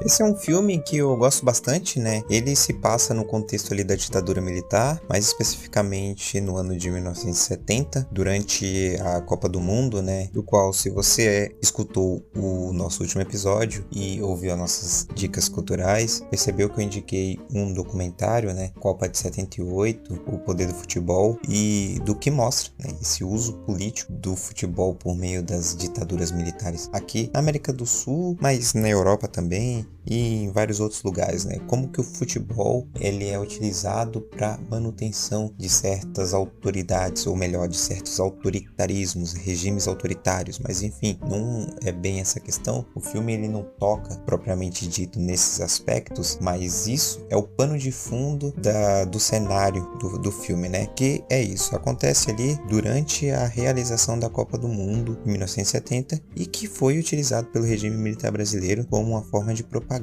O filme em si, como eu disse, não adentra nessas questões. É um filme que vai ali relatar a história de um garoto chamado Beto, que ele sonha, em ser goleiro de um time de futebol, mas que encontra vários obstáculos para realizar esse seu sonho, sendo o principal a resistência do seu pai, que além de autoritário e extremamente rigoroso, ele é religioso e que, por conta desse aspecto religioso, ele proíbe o seu filho de praticar esportes porque ele é contra a competição, porque competição é pecado. Porém, a trama vai acontecer ali, O Beto, ele tem uma grande parceira, uma amiga, que é a Dona Leonor, que seria sua vizinha, que é meio que passa um pano ali, para as aventuras do Beto, escondendo ele do flagrante do seu pai, e por aí vai. O filme, ele é bem interessante, assim, eu gosto particularmente, é um filme que eu gosto de assistir, eu já assisti algumas vezes, e a trilha sonora também bastante, tem uma música do Sérgio Sampaio, que é um artista que eu curto bastante, e aí tem a música Quero Botar o Bloco na Rua, enfim, é um filme de certa forma simples, que vai retratar ali algumas brincadeiras, ou a própria inocência da infância, assim, da criança, Por que não bullying? Essa relação familiar, também tem ali um certo apelo quando mostra a falta de diálogo, por exemplo, entre os pais do Beto, E de como que a época, pelo menos, ali dos anos 70, a forma de educar os filhos era por meio da porrada, E, enfim, vai trazer alguns elementos que pode entrar naquilo que a gente abordou no episódio número 7, tá relacionado com a nostalgia e os saudosismo, né? O saudosismo estaria relacionado nisso, talvez, de educar por meio da pancada, ou muita gente hoje acha que isso deveria voltar, que as crianças de hoje estão perdidas porque faltam ali cascudos, né? O que é um grande absurdo. Ou as aulas de educação moral e cívica, né? Que também é outro grande absurdo, que o único papel dessa disciplina aí era o controle dos corpos e das mentes das crianças. Essa sim era a verdadeira doutrinação. Mas também esse aspecto nostálgico, né? A começar pelo próprio nome do filme, que se chama Meninos de Quixote. Quixote, para quem não sabe, era um tênis, né? Muito comum ali na década de 70, 80 e até mesmo 90, né? Que as crianças utilizavam. Ele era uma mistura de um tênis com uma chuteira, por assim dizer, né? É extremamente pesado. Eu tive um Quixote durante minha infância e está diretamente relacionado, né, com a popularidade do tricampeonato mundial conquistado pela seleção brasileira de futebol, né? Enfim, né? Fica aí como sugestão este filme, Meninos de Quixote, pois além de ser um filme simples, com uma certa sensibilidade, ele também incorpora alguns elementos, né, dessa dimensão política. No mais, eu gostaria aqui de agradecer a quem ouviu o episódio até aqui e deixar aqui um forte abraço e dizer que tenha uma boa semana e até o próximo episódio. Bem, nas minhas sugestões culturais, eu queria sugerir aí uma música e ler um texto que saiu na 0 hora, né, logo após o fim dos campeonatos estaduais, né. A música que eu gostaria de sugerir é uma música de uma banda de hardcore argentino chamada Flema, né. O nome da música se chama Não Passa Nada. É uma música que diretamente não tem uma ligação assim tão próxima com o futebol, mas ela segue ali um ritmo, quase um ritmo, sim, aquele ritmo calherreiro mesmo argentino, meio quase um ritmo das músicas de Barra Brava, né? E a letra também fala ali de uma mensagem mais ou menos que tem a ver até com o episódio do nosso passado ali da melancolia, né? Da tristeza, né? Então é uma música interessante, fica como sugestão, Não Passa Nada, do grupo argentino Flema. O texto que eu vou ler para vocês é um texto que faz ressonância naquilo que a gente vem falando sobre a defesa dos estaduais. Eu achei que era interessante a leitura, justamente porque é um texto de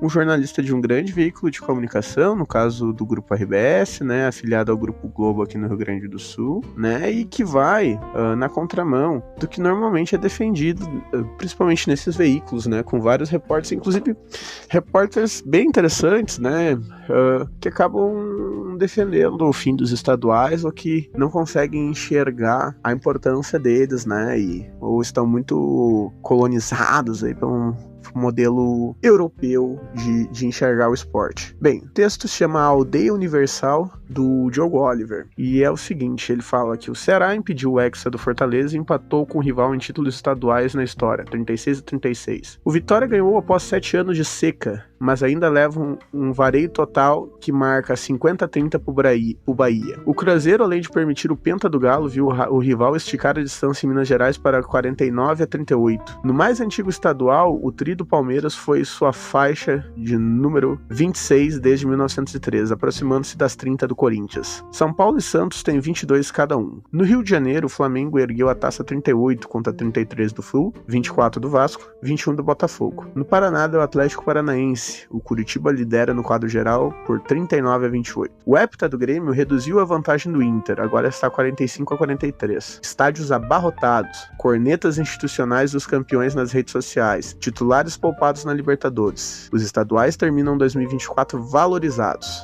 O futebol brasileiro nasce e depois cresce para ganhar o mundo como nenhum outro, de uma mãe chamada rivalidade regional. Se queres ser universal, começa por pintar tua aldeia, dizia o escritor russo Lev Tolstói. Viva a aldeia, a mais universal de todas as casas. E fizemos ressonância aí nessa ideia do Diogo Oliver. Eu tenho, pessoalmente, uns 2 anos atrás, eu escrevi no jornal Bom Dia de Erechim um texto que é mais ou menos nessa mesma linha de raciocínio também. E é isso, né? Amamos os estaduais, odiamos o futebol europeu, e é isso. Siga-nos nas nossas redes sociais, Campo Político e Bola, agora disponível em quase todas as plataformas, disponível no YouTube, Castbox, Amazon Music, Google Podcasts, Pocket Casts, né? Além do, claro, do nosso Spotify. Até uma próxima, grande beijo no seu coração e um forte abraço.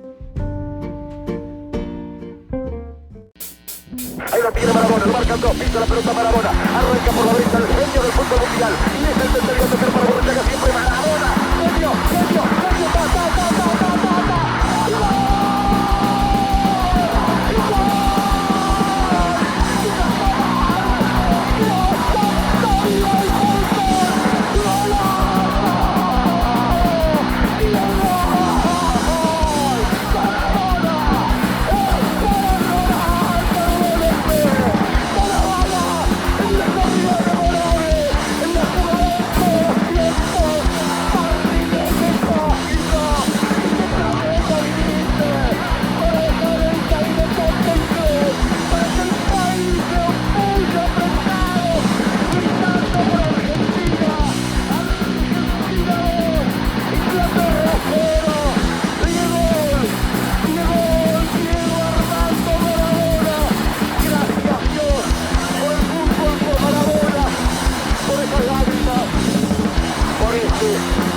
Argentina 2, Inglaterra 0.